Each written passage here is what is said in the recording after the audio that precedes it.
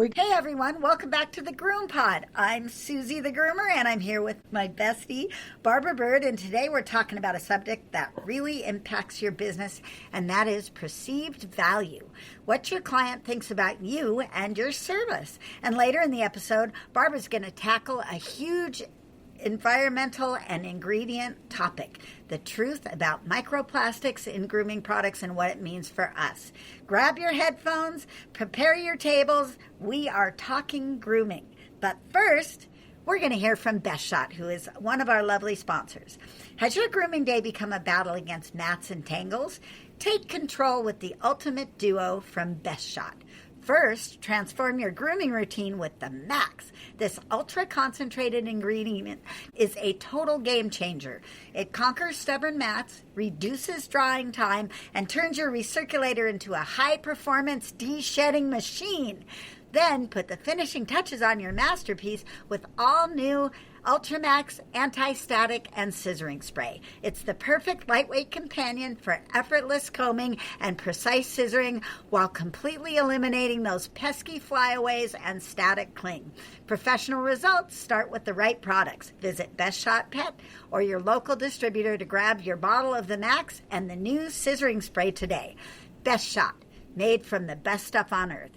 I love the scissoring spray. I'm using it all the time, and I'm trying to figure out just how much the Max I need to put in there to make it a really beefy detangler and still smell like coconut, because it is delicious. You started using it because you like the smell. I got to use it. Yeah, I know. Have you tried it? Did you get any? I got some. Yeah, I'm not that big a fan of coconut like you are. I forgot about that. The fragrance that took me over the top, so to speak, was the oil from a Funky Poodle. The coat oil that it's the vanilla fig, I think it is. Oh, that stuff smells so good. I put it on my hair before I go out with anybody. Because it's just instead of cologne, I just put some of that stuff on my hair and rub it in my arms, and I love that smell. I got the Sniff Jolly Rancher and their Fruit Loop one, and I'm off the Fruit Loop one and I'm on to the Jolly Rancher, which kind of smells a little bit like a watermelon. And it's okay. So I'm using that on the horse, but I can't smell it after a few minutes, so it's not doing it for me. So I'm going to go back to the Equus gel, the magical gel, because that stuff smells great, and I use it in her mane, and then everybody smells me coming for miles. I think that's a stronger smell than all of the other stuff I've been using. So did you have a nice vacation? Oh, thank you very much. Yes, I did, and I did a lovely little presentation to the Kansas City groomers a week ago, and I finished it just as I was waiting for them to fix their technical difficulty before our broadcast. I was still shuffling slides around as we waited, and that is so freaking me. I know, like I was just laughing with Susie. I'll probably finish editing my second edition of the Beyond Suds and Scent book after my primary care physician gives me 6 months to go. You got 6 months left to live. I gotta finish the book. Oh, so true. That is typical Barbara. Today I got another chapter to do. It's just like I would sit here with the material in front of me to make this keynote presentation, and instead, if I used my phone for anything, I would end up on iPhone Solitaire for 2 hours. iPhone Solitaire is my happy place because I can go there and I can feel alive because my brain has to work to do the solitaire, but there's no pressure. I don't pay any attention to the time it takes. I It's just my happy place where I can do something, but not much.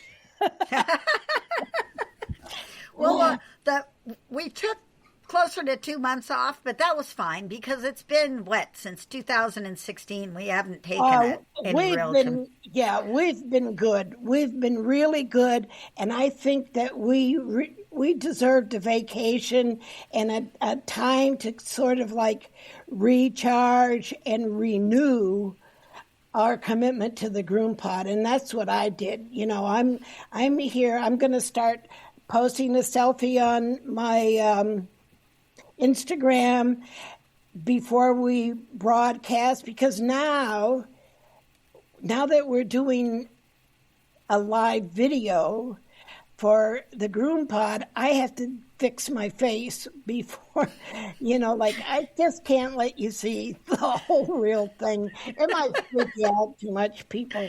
86 years old is no joke. And so I have to get pretty and look at more acceptable. And obviously not a priority for me. Yeah, no, obviously not a priority for Susie. Boy, you're going to get to be my age, and you're going to say, "Oh man, I was a fool not to follow Barbara's suggestions. Just a little moisturizer, Susie. Some sunscreen, Susie.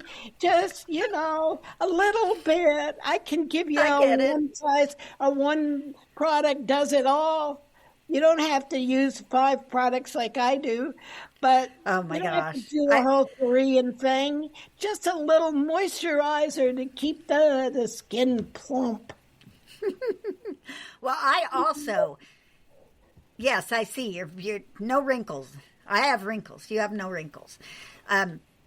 I did too. Also refocus on things, and I chewed on and thought about what we want to do for a refresher for the podcast and what direction we really want to go, because just general grooming, I don't think is focused enough for the long term, basically.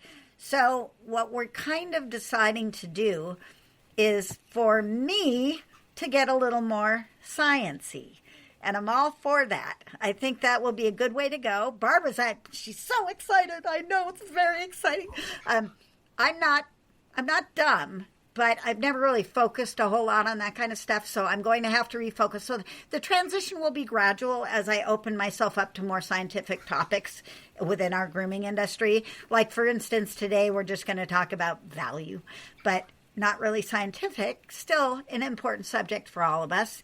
And the microplastics, Barbara's dug into that now for like 2 weeks, maybe 3 weeks. She's been really digging into that. So that should be interesting. But I thought this would give us a unique perspective, different than the other podcasts out there, and give us motivation to keep going and continue to have fun. And actually, after the vacation, I'm like, well, even if we don't change anything, I'm just fine with coming back and doing what we do, because it's pretty great. I'm fine with doing what we do, but I think our podcast would have more learning value if we focus it more, a little bit more of our content on science-based information, and we've covered everything from birth to death in the shop. Literally. Literally.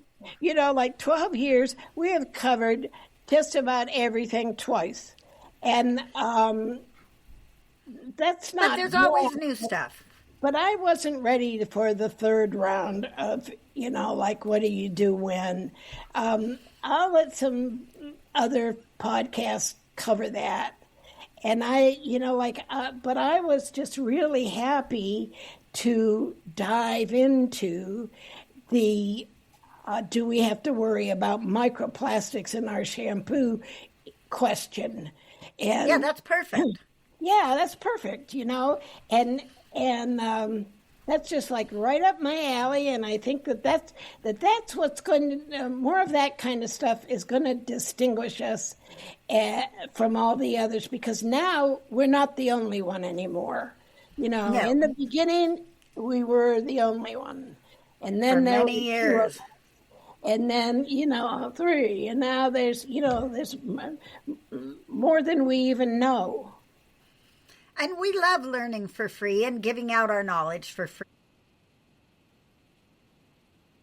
so that she can make some money on the side. But there's always Patreon and the donation button on our website. Those are all going to continue to be active. And then I'm going to remind them that if you contribute on our website to Barbara Bird, I use it to buy products that I want to review for you from a science point of view. And I would love to do that, and I don't have a budget for that. So sorry, maybe next year. Yeah. Keep saying. And, like I have to buy that stuff out of my pocket, and I got the most ridiculous amount of Social Security income. Nobody and on my Social and not a constant flow of other dogs to groom either. So anything that we can help Barbara with, and she can go out and buy that she doesn't need but we want to test, I think that's great. And then if you donate at Patreon, that literally goes to the nuts and bolts of the show, which I have been doing quite a bit behind the scenes on. So I've got this new editing program. We're trying it today. This is a big experiment. I'm not sure when this episode will actually come out, but if you're watching it, it's come out. So I must have done all right. But it's like I'm 65. Well, I'll be 65 next month. No. When am I 65? In January. I don't know. I'm rushing. Don't go there in January. You have to, honey. No. And I work a lot still, and I like to learn new stuff. It's part of what makes me me. And learning this new software is really exciting for me. It's video software, editing, and it uses AI to do some of the editing, take away some of my painful long, many times over listening to the show. I love us, but I don't really need to listen to the show 3 times every week. That's a lot. It's a lot. Amen to that. So this will help me with that. But I still have to learn it. So there's going to be some bumps in the road. I'm not going to promise we'll get a show out every week. We're going to try. But as I learn how this all works, it's going to take me a little bit to do it to the ability where I feel like it's looking good. The other thing is that I got new internet, so that's also cool. I got a new phone. That's cool. So unlike you get more than one new thing at a time, Susie. It's I know. You just had a breakthrough. Woo. I lost my mind there for a second. Actually, my phone puked on me, and I was like, I have to do something because it drained the battery in 2 hours by not shutting itself off, not turning the screen off. I couldn't access stuff. It was really frustrating. So rest in peace, little S23. I now have an S26, which has a camera and a little bit better water protection and interaction with your fingers. So it was worth the upgrade. And the internet problem was I tried to edit Barbara's webinar, and for 2 days, I tried to upload the video so I could do the editing, and I got 1% uploaded, and I thought, something's really wrong with our internet. And it was only 20 slides. It wasn't like one of my 90-slide presentations. I'll never do that again. It still wouldn't upload. I like your 90 slides because by the time we get to the end, it's pretty funny. Well, you're whipping through. Oh, we don't need this one. We'll skip this one. Oh, this one's good. That's part of the fun. We will still occasionally talk about what's new in the grooming world because I have no intention of not grooming. And I had a thing happen yesterday. I christened the van with a little blood. Unfortunately. No. Yeah, the dog licked the scissors edge. The dog's tongue. Oh, that's a lot of blood. Whoa. Oh, my gosh. Tongue and, cut. it never happens on a dark-colored dog. I only had it happen once or twice in my whole career, and it was just the worst cuts ever. Did you have sugar on hand? Oh no, No.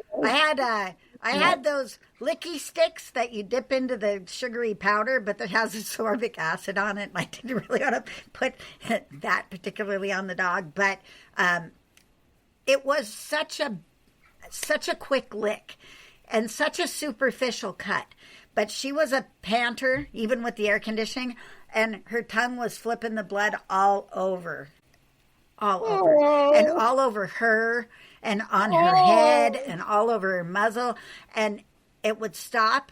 I'd hold her mouth a little bit closed, let her open it a little bit but she couldn't hang out her tongue and flap it around. And it would stop, and then I'd go to finish up cleaning, and I'd turn around and it'd be bleeding again. So it took me about 40 minutes to get that tiny cut on the top of that dog's tongue to stop bleeding. And it did, and according to the people, it did not restart, thank goodness. But I didn't give her any treats, but it was so awful and so fast. That tongue was out, boom, she licked that scissor, and nothing flat. Luckily, I wasn't scissoring. I just had it set up there I was going to do a little on her, like the lip hair. So I had it set up there, and she just went, bleh, and just tagged it. It was awful. It's just so hard to stop the bleeding of tongue things. Yeah. And you feel so bad, but the dog never noticed. It was not a big deal to her. For me, I was so upset that I ended up cutting my own hand with the scissors while I was trying to clean up a blood spot. My hand was just in the end, and I tipped that, and it was stressful, but I am loving the van air conditioning.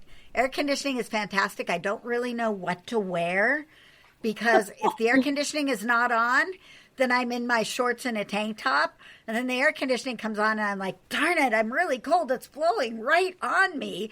But then I turn it off, and I get hot again, and so, yeah, I'm still working that out. But it's fun. I like it.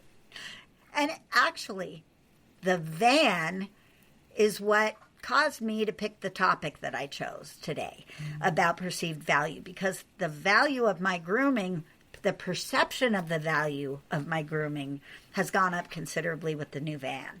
And I've noticed it, and I can tell by people saying things, and I had a new client, and so anyway, that's how I ended up on that topic. But anything else you want to talk about before we forge ahead? No, I'll think of it as you talk. Oh, I know one other thing I wanted to say. The steam. I can't remember if I told everybody, but The steam steam cleaning cleaning? the van. Yeah. Yeah. I wrinkled my vinyl in one spot. You So wrinkled your vinyl. Yeah, in the so don't, middle. and it was in a hidden spot because I was just testing, but I wanted to put it out there. It's great for hard surfaces, and it's okay for cloth, but even heavy-duty marine vinyl cannot take it with a pad over it and the whole thing. So I won't be doing that again. No vinyl. No vinyl. That's just an update. Anyway, rolling on. I think we should probably just head into our first subject. Sure. So, Go. yeah. You we're go, gonna- girl. First, we're going to hear from Precision Sharp. And Precision Sharp and Groom more. Are your shears working as hard as you are? If you're ready to level up your scissoring game, it's time to check out Precision Sharp. Whether you're sculpting intricate styles or tackling heavy bulk work, their sliding thumb, Lynx, and Bobcat series are built for the job. The Lynx shears are your go-to for lightweight, lightning fast, precision finish shearing, while the Bobcat series gives you that extra power and control you need for those challenging coats. They hold an edge beautifully and feel perfectly balanced in your hand all day long thanks to the sliding thumb ring. Find your next favorite pair at PrecisionSharp.com, where performance meets perfection. And speaking of Groomer, they're really awesome, and I'm so glad to have them. And I think I'm going to have to use the routing stuff a little bit better because the gas mileage in the van, not great. And I can't really tell because it takes the generator, the gas goes from the generator, comes from the tank. Spit it out, Susie. The generator draws its gas from the gas tank. So I can't tell what my gas mileage is. But it's September and I'm raising my prices anyway. But if you really want to help yourself route better, Groomar has you covered. All right, let's go to our first appointment. How can we elevate the perceived value in your service? How do you transform your shop experience so that clients don't just pay your prices, but happily pay more? From team uniforms and shop aesthetics to the final haircut that takes your service from standard to luxury. Why is perception drive decision-making in everybody? It's like human brains rely on visual shortcuts to evaluate quality long before they inspect technical details. This is from AI, by the way. Perception is reality to the consumer. A groomer can deliver technically flawless haircuts. But if the client waited 20 minutes in a loud, dirty lobby with stale smells, their brain concludes the service was poor. And that's the perception. The power of presentation. High-end packaging, matching uniforms, and curated lighting set an expectation of excellence. When the environment signals luxury, people naturally perceive their final work as higher quality. Success in the service business comes down to aligning your presentation, i.e. the perception, with your actual craftsmanship or the reality, so clients fully recognize the value of your work. So what is perceived value in service? This I got straight off of AI. Clients judge you on the total experience, not just one part. The first 10 seconds, they decide whether your service is worth the value or not, based on what they see, what they smell, and what they feel. Today, feeling is absolutely huge. And if they come into your shop and they feel like it's chaotic, it's not clean, that there's a lot going on in the back that you can feel the stress of, well, they're not going to perceive your value there. And that was what my grooming trailer was doing to me, because it just wasn't pretty anymore on the inside. And I'd pull up and I couldn't get the stains off the outside. And even if my tow vehicle looked clean, the trailer never looked clean from the outside. So those first 10 seconds when somebody looked at it, they were getting a bad impression. So the outside of your van now, does it say anything about certified master groomer? No, because it has Sharon's stuff on it. I'm not going to rewrap it and I'm not going to paint it. It's got her stuff on it, which is kind of funny. There's a lady on the side in high heels and a short skirt grooming Shih Tzu. That's what's on the side. And on the back it says Va Va Va Groom, and there's a picture of a doodle and a border collie. That's what's on the van. And I'm not spending, $5,000 to have it painted. But can't you tack on a little thing, or is it just going to look tacky? In this case, what's the benefit for me? Now, if I was going to get more clients, if I was out recruiting new clients, then I would stick that on there. But everybody already knows that it's on my business cards. Now, certainly that's a good idea, though. If you want to get that image out there, a better image, for me, it's just a step up not to be in the dirty trailer. Oh, I hear you. If you're in a shop, for example, putting up certificates of participation and certainly certificates of accomplishment like certified master groomer, those are the big ones that should be like the first things they see in the shop. I went to one on ear care, and got a little certificate for that. That was up in the shop. I just had several of those things on display, and that sets the tone for their interaction with you. So I really like to use for leverage, for perceived value, certificates of participation and certificates of achievement. So are you thinking like where your cash register is, like behind you, plaster your wall with all of your accolades? Like wherever you think they're going to be looking. And it's kind of tricky if they're just walking in and dropping off the dog and turning around and they're, but the first time they come in, they do kind of look around. That's where they're going to pick up perceptions. And, those visual perceptions are very important, as is the smell of the place. Yes, for sure. You don't really want to have any smell, but if you're going to have a smell, have it be a decorative smell and not dog smell. That's big. I used essential oils rather religiously or consistently until my cat died at 9 years old, or I figured it was kind of early on. Fragrance is something that we all identify perceived value. There are more sophisticated smells and less sophisticated smells and nasties. Also, that waiting room area where people come in, take a little bit of time and keep it clean and decorate it a little bit so it feels like however you want to present, right? If you want to present yourself as a high-end spa, then make your waiting room scream high-end spa. Decorate it nicely with high-end furnishings and stuff like that. If you want to go a Hawaiian shop, put all Hawaiian stuff in there and make it seem tropical. There's all kinds of different ways to go. But that theming has an impression on that person when they come in for that first time. And you've got the little seating area where you used to. And I used to sit out there. That was one of my working tactic, is that the first time somebody came into the shop, I would exit from behind the counter and stand in front of the counter and then sit down to meet the dog.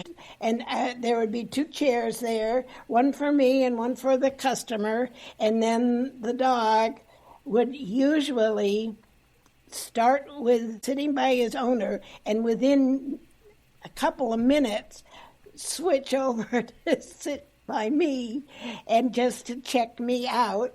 And I would let that happen in a kind of a passive way, which was real fine with the dog. Just let me sniff you without making a big fuss about it, because I know that might mean you're going to do something to me. Me stepping into the waiting area was a body language perceived value. That meant I would meet them on their terms. Do you know what I'm saying? Absolutely. This was perceived as my being an open communicator. Yes. And that they mattered. When you're just like stuck behind the counter all the time, that becomes a boundary that, it's like a border crossing thing. Very much so. Absolutely. Like this is my side and that's your side, and ha ha ha. Sometimes if you're in a busier shop where you've got a lot of volume and people have to wait around for them to go back, get the dog, or wait for somebody to pay, or wait for the groomer to come out, you might want to have like a little refreshment area. I had a refreshment area, and it was only employees would ever partake. Cookies and cupcakes and that kind of stuff, homemade bakery. Oh boy, those just got sucked up. And I always like to have chocolates at my counter. And yes. I had people that would just come in, and before they even said good morning, they'd grab a chocolate. When I go to the chiropractor, they have a little dish of mints, and I always say, "Oh, good, it's time for my treat." When I'm done, they come and get to, and she says, "Take an extra one." I love that. That makes me feel like they care a little bit more, I guess. Well, you can bribe me with candy anytime. Yeah, so the vet hospital I worked at was very high-end black lacquer furniture, tiled floors, beautiful, beautiful place. They bought cookies and baked them off in the kitchen. And so the place smelled like baking cookies, and there were always cookies out there. I don't think I'd want to do that in a grooming spot, but you could certainly put a water, one of those water, what do you call it? I don't know, the water guy, the big guy, handsome guy, carries the water bottle in and sticks it in. You can have one of those. Water cooler. Thank you, Susie. Where did that go? Thanks for your brain. Yes. So you can have a water cooler at least, or maybe some coffee or something like that. But that's only if people are waiting around. For me, nobody's waiting for anything. I just go in and get the dog and bring him back out. But I think that if you have a warm, inviting space there, that it definitely boosts the perceived value of the whole event. And then if you go into the back where the groomers are grooming, uniforms and cohesive branding, I think, is a really good way to elevate your status. Yeah, and I didn't used to believe in that, but I came to believe in that. I had an assistant once, and she was into it. She would wear the scrubs that I would give her, and we would talk on the phone before I opened the shop about what the color of the day was, and we would wear jewelry, just little stuff, and that really made a difference. And the person I had following that, not so good. Well, that happens. In the past, since I'm a one-man show, I have worn whatever tops I wanted to, whatever scrub tops I liked or whatever grooming tops I had. And a few years ago, I discovered a grooming manufacturer that had really nice pink and black tops. And I bought 5 of them so that I'm always in the same look. Even though it's a different, I've got enough to switch through for the week, I still have a professional look that is the same every time I show up. So I also have come around because I liked my individuality, but now I actually like the uniform because people know that's what I wear, and I think it just presents a little more perceived value. And I have a good logo. We have a good logo for the podcast. Our logo's great. I love it. I'm really happy with it. I have a logo for my business as well. I don't get to use it very much, but if you do marketing pamphlets or anything or any of that stuff, you can set that out in the waiting room with your branding on it. You could also get them to embroider shirts with your branding on it. But all of that, once again, raising the level. Anytime you can do something at the, I don't know, I think they call them moments of service or touch points or something like that where you're interacting, I think it's a really good spot. And intake, when you're taking in the dog, that's a great spot to really elevate yourself. Do a professional assessment every time. Go out, ask questions, verify services, use your forms if you have them. Make sure people are comfortable. Make them feel warm and friendly because you're warm and friendly.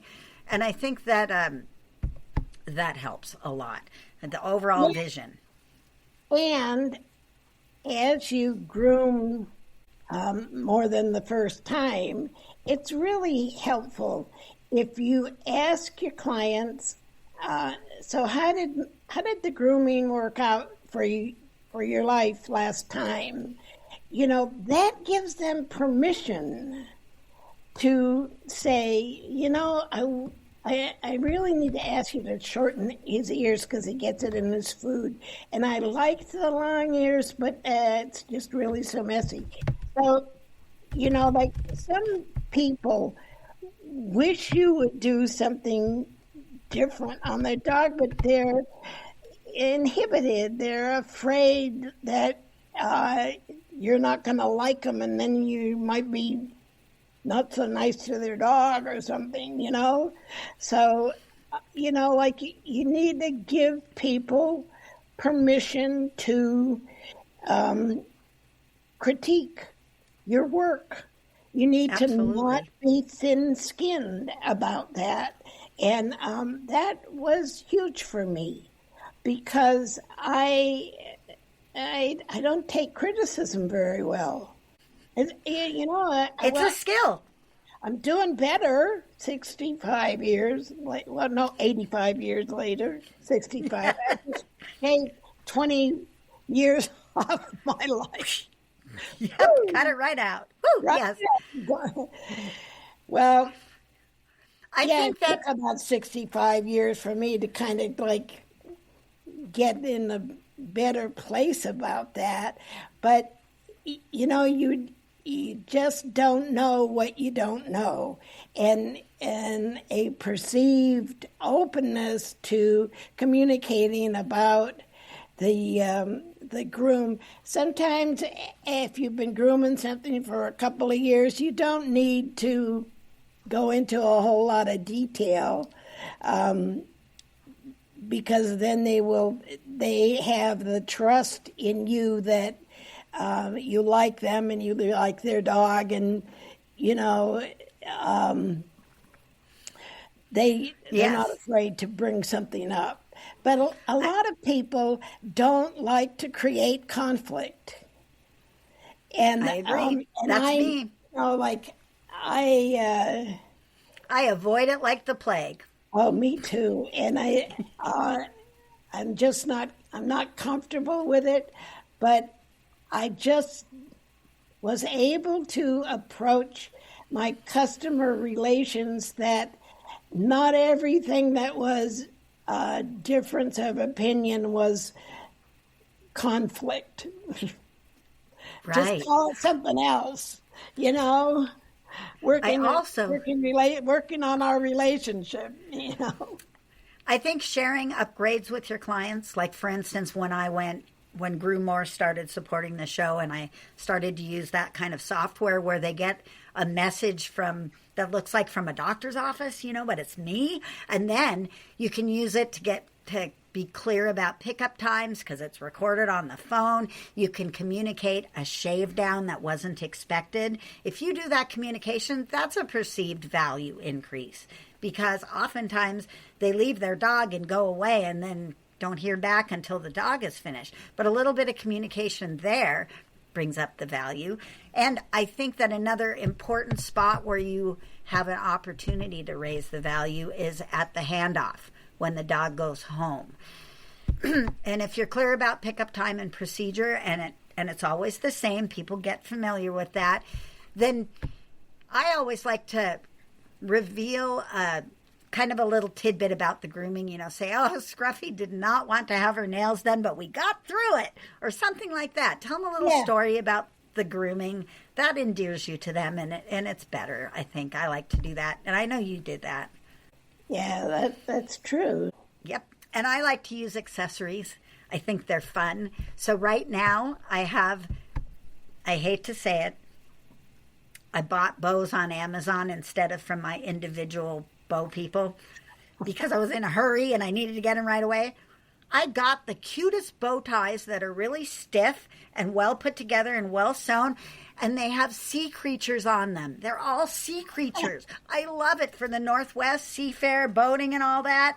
It's very cool. So I'm using these. I also have little flower bows, and then I've got bandanas, and then I use scent, and I do all of these things to help increase the value of the groom. And maybe people don't want all that stuff on there, but the dog knows when you put it on. The dog knows that means that's the end of the groom. So it's a multifaceted little thing that I do, but I always do that.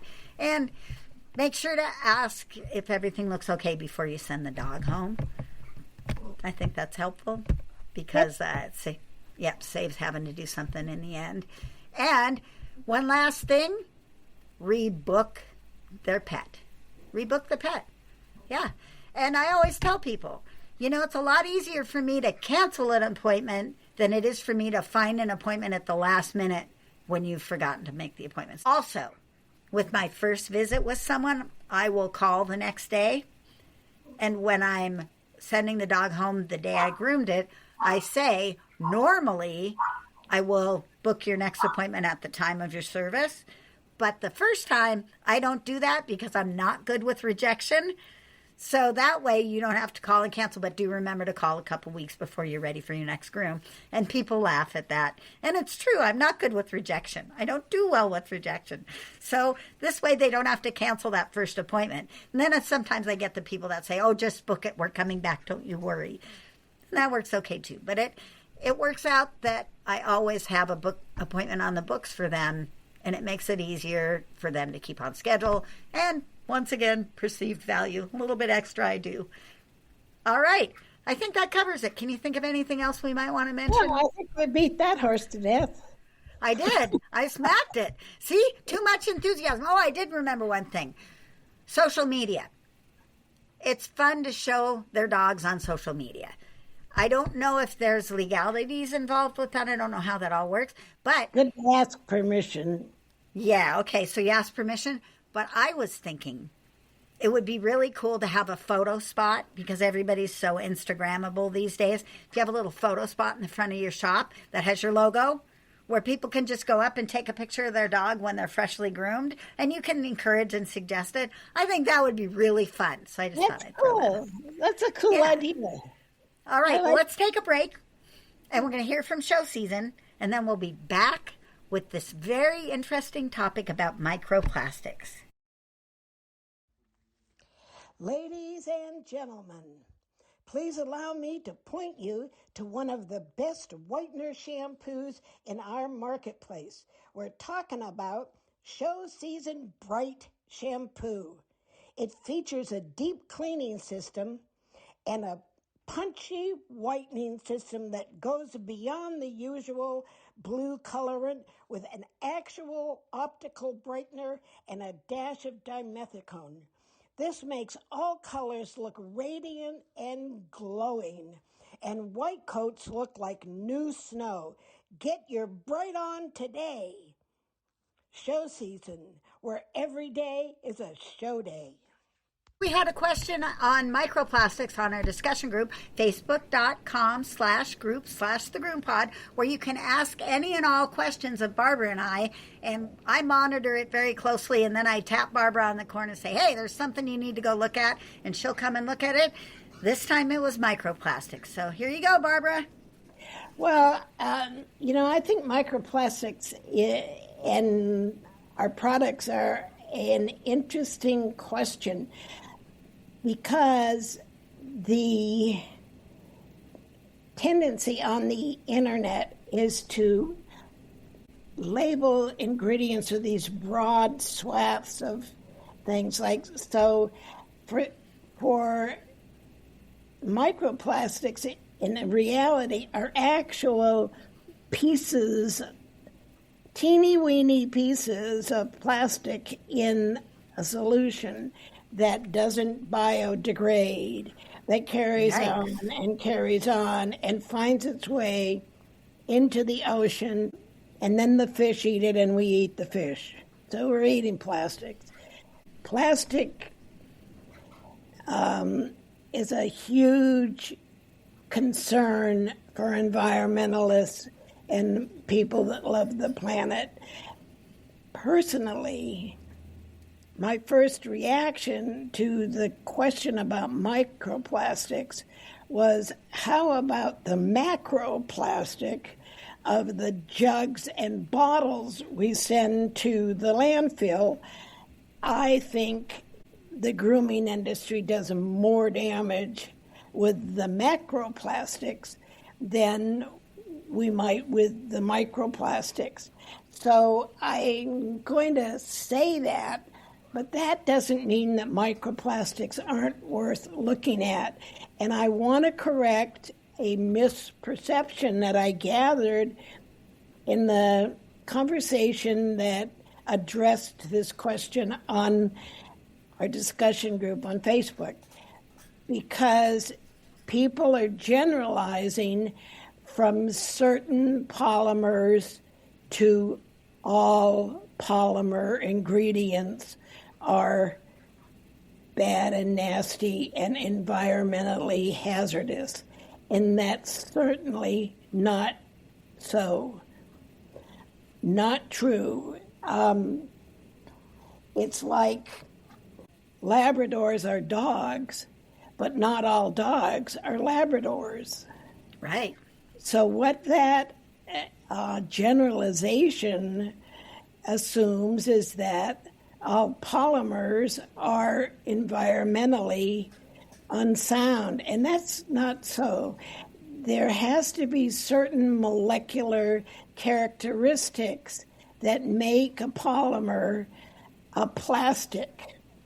And in years gone by, like in the 70s and the 80s, we had shampoos that had microplastic beads in them.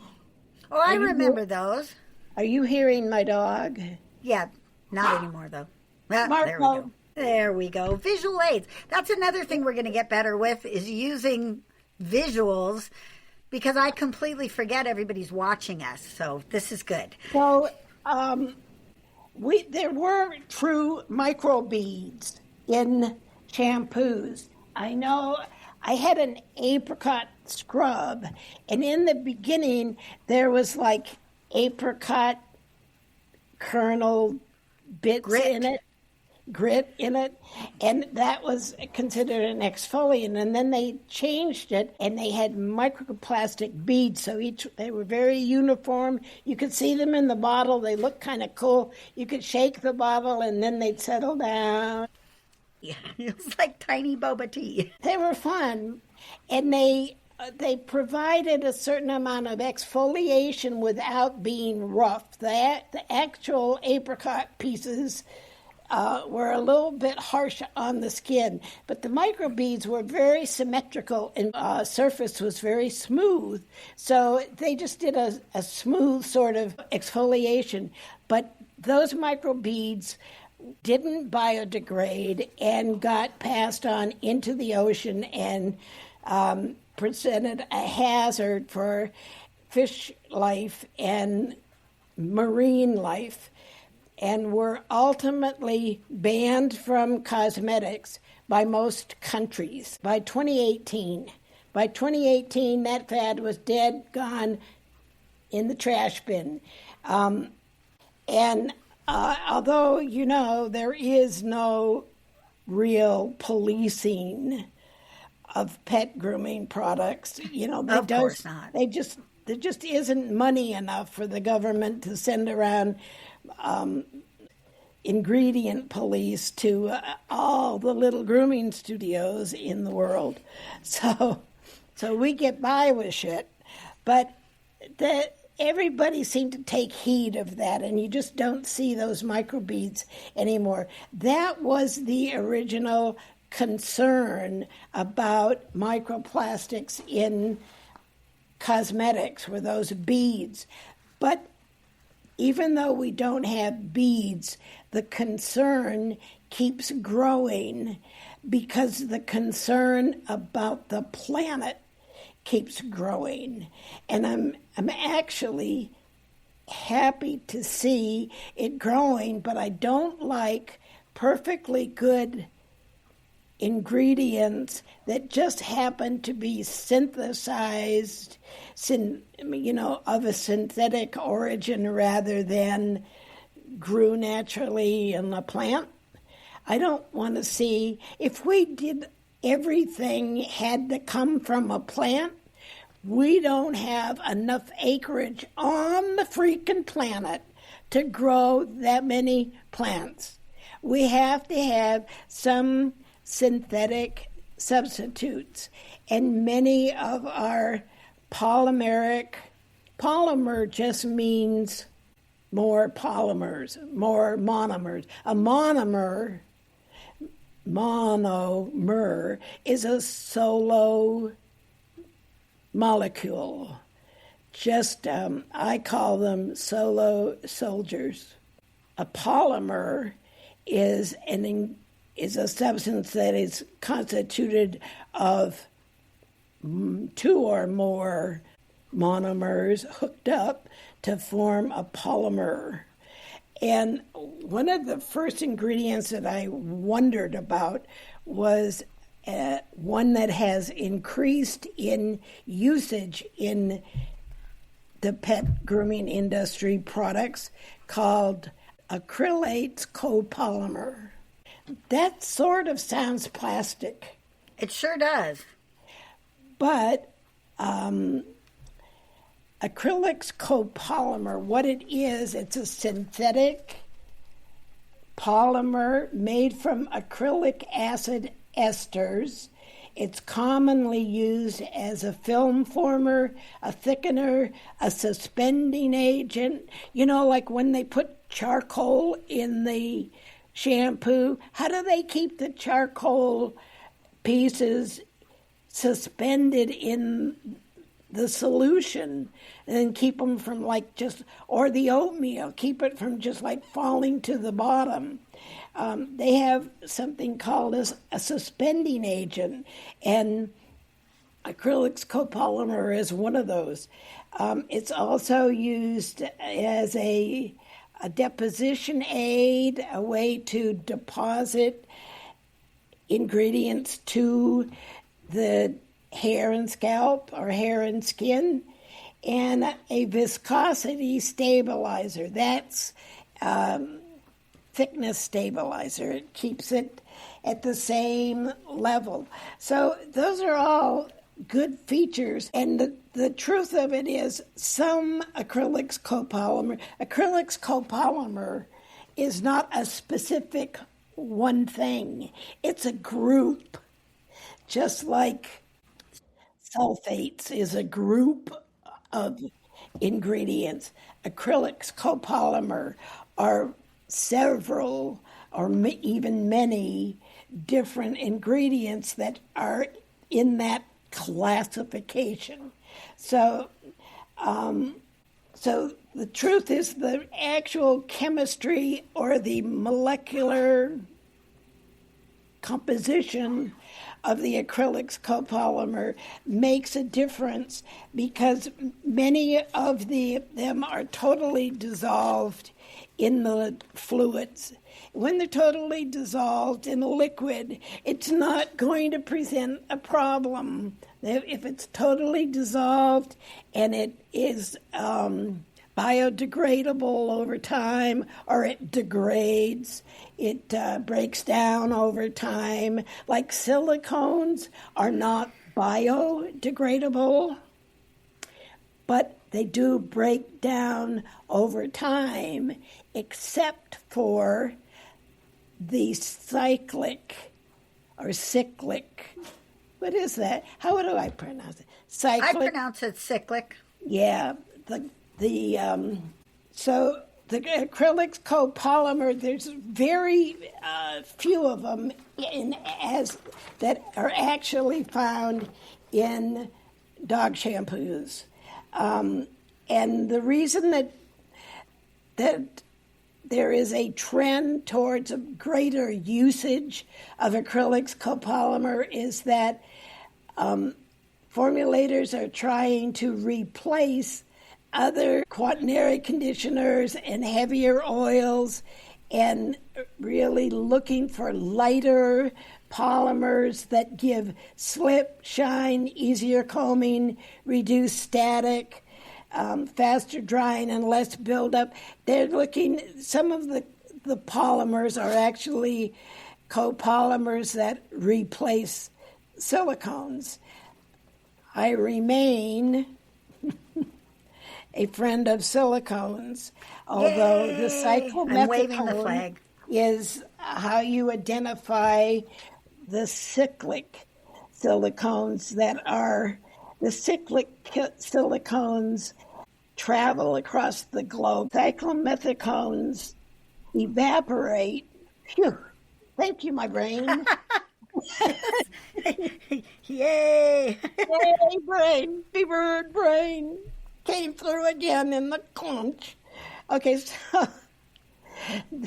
they evaporate into the air and they move around the globe in the air and they don't break down. So we found them in the North Pole.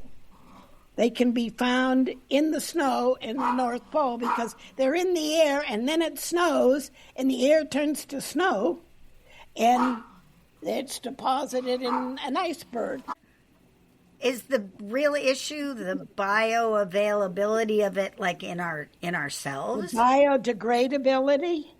No, bioavailability, like that shows up in when they test us and find microplastics in us. Yeah, that is the ultimate problem, is that things that don't, see, biodegradable things, substances, biodegradable substances are food sources for other biology, like, stuff in the environment, molds and bacteria and yummy things like that will biodegrade most of the stuff that we put into the landfill. Paper bags ultimately get eaten by the biology. They just disappear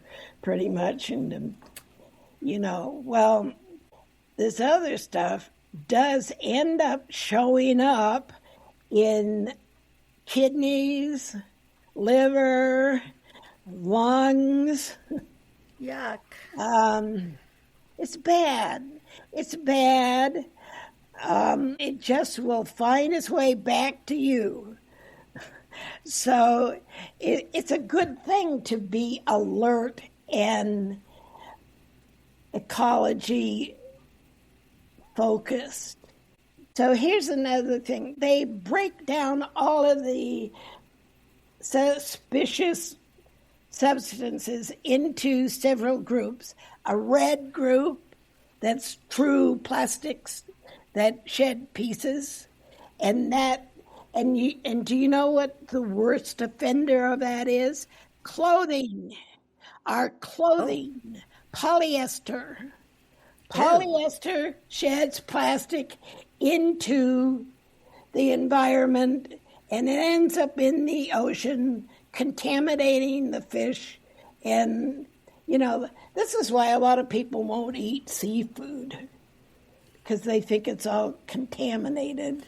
If you burn the polyester, does the microplastics then go up into the air and land somewhere else, or do they burn up? I wonder. I'll let you ask AI that. Okay. I didn't ask that question. I did ask because I was somewhat dismayed to see PEG ingredients called nasties. See, it's not exactly a plastic. It's just in the orange group, which is like other bad shit. So I had a chat with my AI about the PEG. PEG stands for polyethylene glycol. And the truth is, most PEG ingredients like PEG 40 lanolin, they totally dissolve. And so they're not a real problem with the environment.